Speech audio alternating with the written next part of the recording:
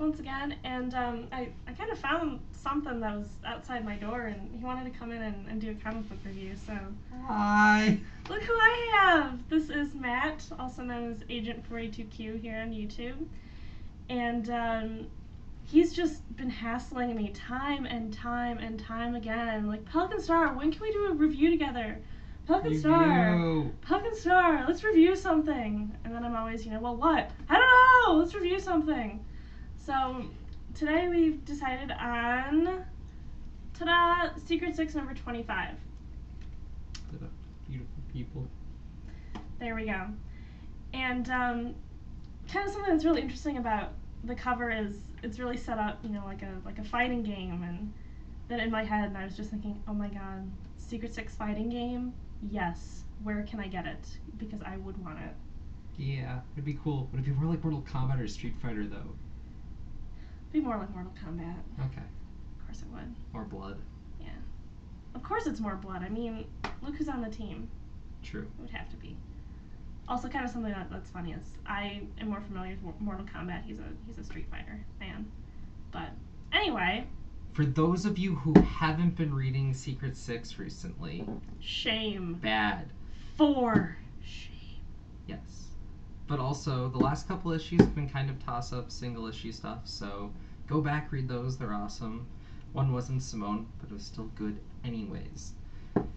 But this issue, you're picking up with mostly a different team. You have Bane heading it, which is kind of where it left off. Then you have Dwarfstar from Simone's Atom fame. Lady Vic, who was a Nightwing villain? Yep. What'd she do? She was I just remember her early in the Nightwing issues. She was an assassin, and, of course, Dick Grayson was awesome and thwarted her evil schemes. So she would appear every so often in Nightwing, so that's where I know Lady Vic from. Okay. And then there's Giganov, who's Wonder Woman common villain. Then you have Jeanette the Banshee back. And then Killer Shark, who's Batman villain mostly, right? I don't know. I'm DC anthropomorphic guy, whatever. But anyways, that's kind of who you start off this book with, and they're hired to do something. But then you see the other half of the team slowly get together, mostly centered around Catman again.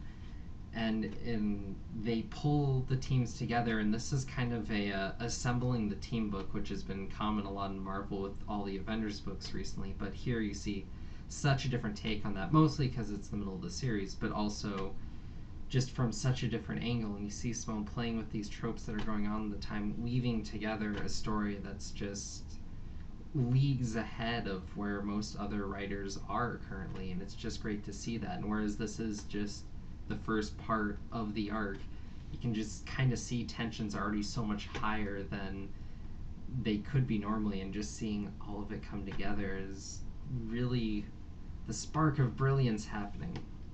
Yeah, and something that was almost kind of would you say was kind of the bridge between the two with Deadshot?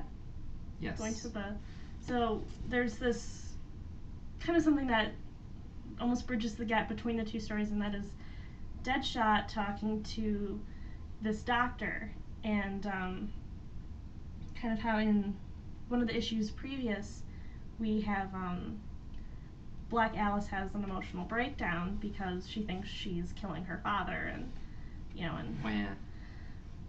so we have our almost token emo girl being emo, but really I like Black Alice for the most part. She's awkward at times, but anyway, so we almost see Deadshot trying to do her a favor, and again it shows how these are almost not so much villains anymore, but they're the anti-heroes. And I think that's what I really like about this book and how Gail Simone writes these characters, is that they're not bad in the sense that usually you think, especially since they all started in a book called Villains United. But seeing how they do change, and they suffer just like the regular heroes do, but it's just really cool how she handles them. And on the suffering part, the Catman bit that they have in here is really interesting, where he's on an emotional downturn, much from the events of prior comics, and you see him in a lion cage, ready to go toe to toe, basically planning on getting killed. But then people point out to him that if he does that there, they're just going to have to kill the animals because that's how zoos operate. And it was something that hadn't clicked for him, and they end up pulling away, and ends leading into the plot. But you just see this interesting turn there, and for now he's not suicidal, or so it seems, but you really don't know where he hinges right now. It's just a for the moment thing, which could come up again later, but it works. It's not something that's just a constant boo-hoo, I want to kill myself. You see someone struggling with how they're dealing with the consequences of essentially being a villain for hire and still having a level of morality.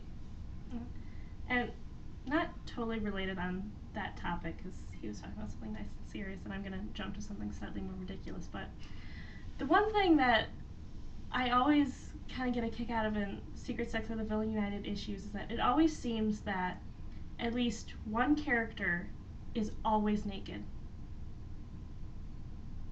And at least every issue. That's why I read it. Well, that might be a reason why a lot of people read it, but and there's nothing wrong with that. It's just, I think that's something that is almost, I could just see Gail Simone, right now, just like, how am I going to make naked in this issue? I was like, you know what?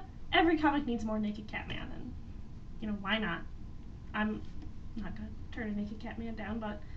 Any naked ragdoll? I don't remember. I don't think there was a naked ragdoll. There was the issues with his naked sister, though. That was weird. Good times. Yeah. But then, Naked Hatter, had Naked Deadshot, Naked Catman multiple times. He kind of wins the naked count. At least one of the girls has been naked, right? Knockout's been naked. Yeah. Jeanette's been naked a lot, because... It hardly counts, though. No, but I don't think... Has Bane's might have been naked, too.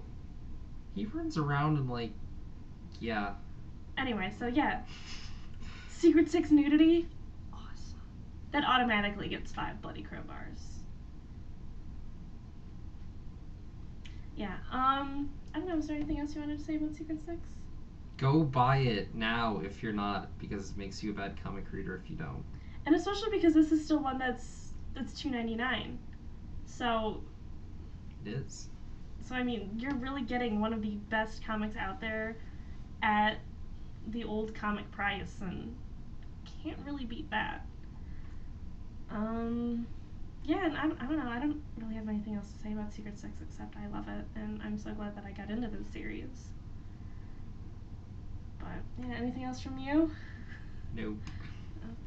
Alright, so I think what we're going to do is we'll link this video from my channel and we'll put it on his channel. So if you are subscribed to me and not to him, that's really sad for you, because one, he does comic reviews on a regular basis, unlike me, and they tend to have more depth than anything that I talk about, because really I spent the last 2 minutes talking about Naked Catman.